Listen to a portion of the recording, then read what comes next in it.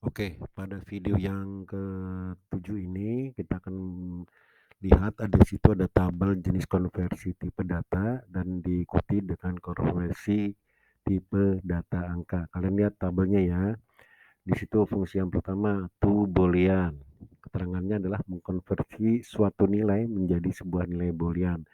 To byte, mengkonversi suatu nilai menjadi sebuah nilai integer 8 bit. Dan seterusnya sampai baris terakhir to uint ya, to uint integer 64 mengkonversi suatu nilai menjadi sebuah nilai integer 64 bit. Oke. Nah, sekarang konversi tipe data angka.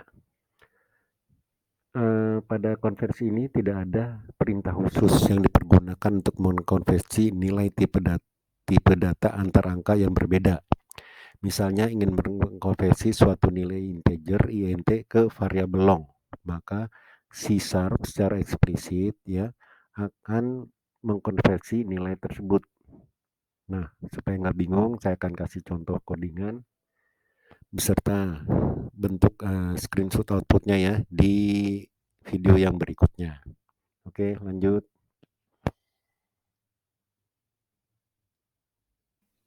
Baik, di video ini adalah kalian lihat sendiri, sini adalah screenshot dari codingan yang ada di editor Visual Studio 2013 serta screenshot output atau hasil running yang ada di sebelah kanan. Oke, kita baca sama-sama ya codingannya. Dari suatu variabel di sini disebutkan ya. Ini tidak ada nama nomor barisnya ya. Saya sebutkan aja integer A berarti tipe data integer, nama variabel A sama dengan 23. Lalu long B itu tipe data integer dengan ininya adalah tipe data nilainya adalah BA long, maaf ya long 200 juta. Lalu long C adalah 300 juta. Maka begitu A sama dengan integer B, otomatis ya begitu tampilkan console write line atau tampilkan konversi dari A ke B, otomatis A integer B adalah berarti yang ini long B ya. Berarti A yang tadinya 23 itu jadi 200 juta. Oke, gitu ya. Sementara untuk yang C ya, A sama dengan integer C ya. Lalu di bawahnya ditampilkan kalimat konversi dari A ke C adalah plus A. Maksudnya A yang tadinya 23 akan berubah menjadi integer C, di mana integer C itu adalah long C. C yang bertipe datanya, tipe nilainya adalah long.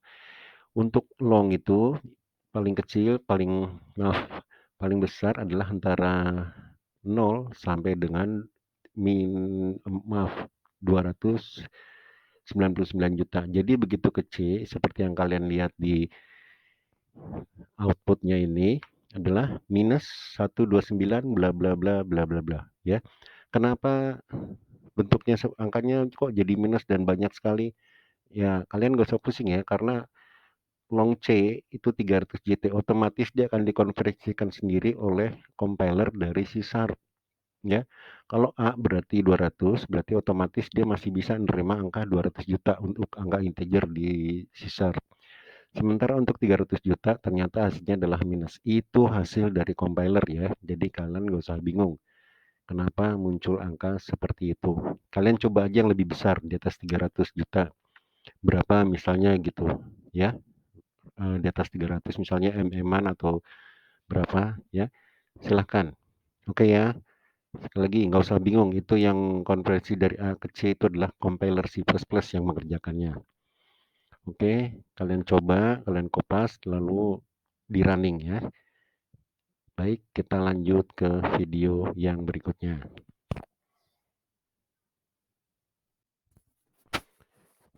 Ya, video yang ke-9 ini adalah contoh konversi tipe data string ya.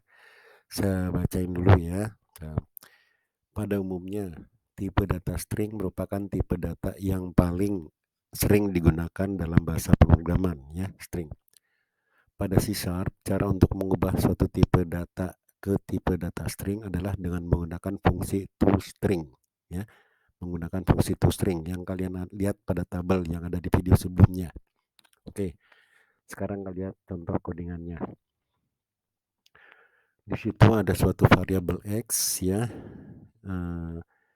yang diisi dengan nilai 345, berarti integer ya. Lalu float Y 33,005F, lalu double decimal bla bla bla sampai dengan hujan itu adalah boolean diisi dengan true. Oke.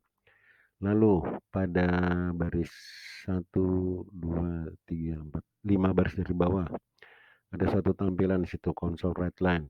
String X sama dengan plus X to string. Berarti X yang di sini ya. Ini otomatis adalah 345. Kenapa? Karena integer X sama dengan 345 ya. Itu pasti jawabannya kayak gitu. Yang berikutnya stringnya sama dengan plus Y to string. Itu otomatis isinya adalah 33,005F. Oke ya.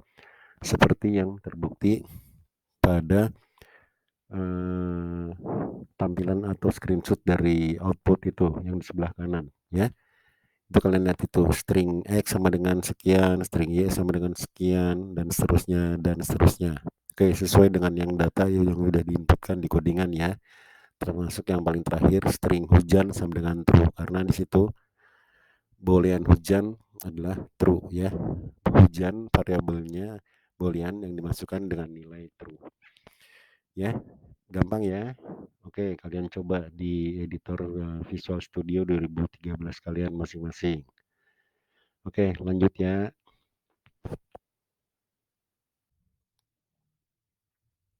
Pembahasan pada video yang di hadapan kalian ini adalah pembahasan video yang 10 ya. Ya, ini kali ini membahas tentang konstanta pada C#.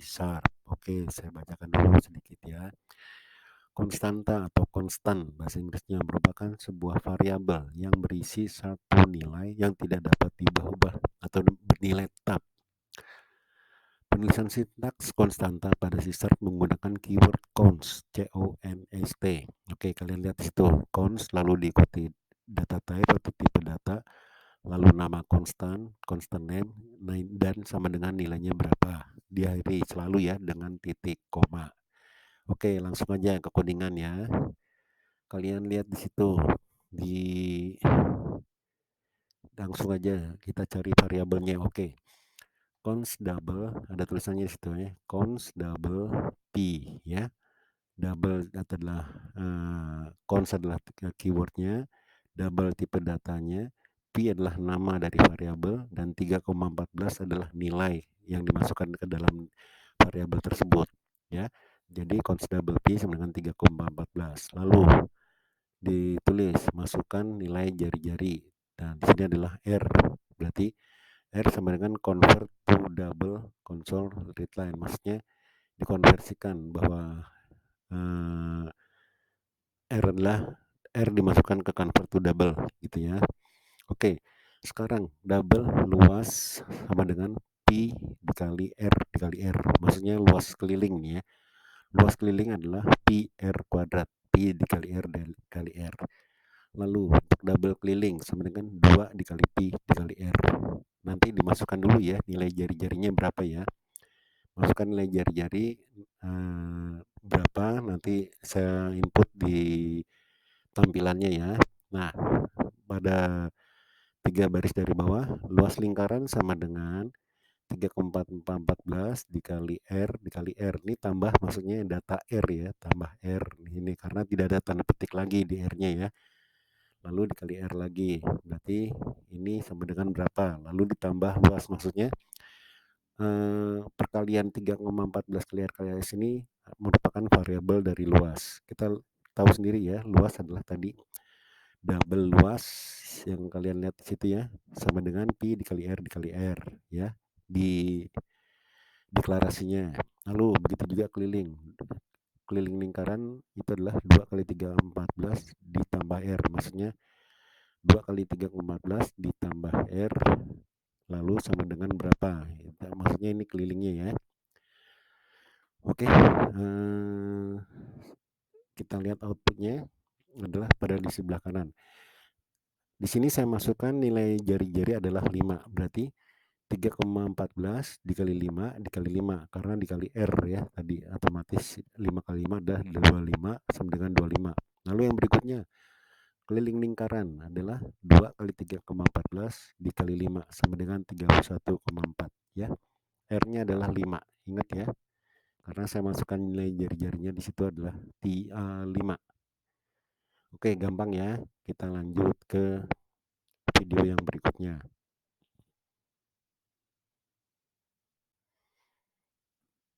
Oke. Video sebelah sini adalah video terakhir dari pemrograman C# yang part kelima ya. Bagian yang terakhir ini ya.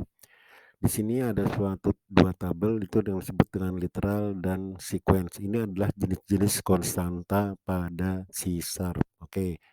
Saya bacain singkat aja ya. Yang pertama, tabel pertama adalah literal pada C#.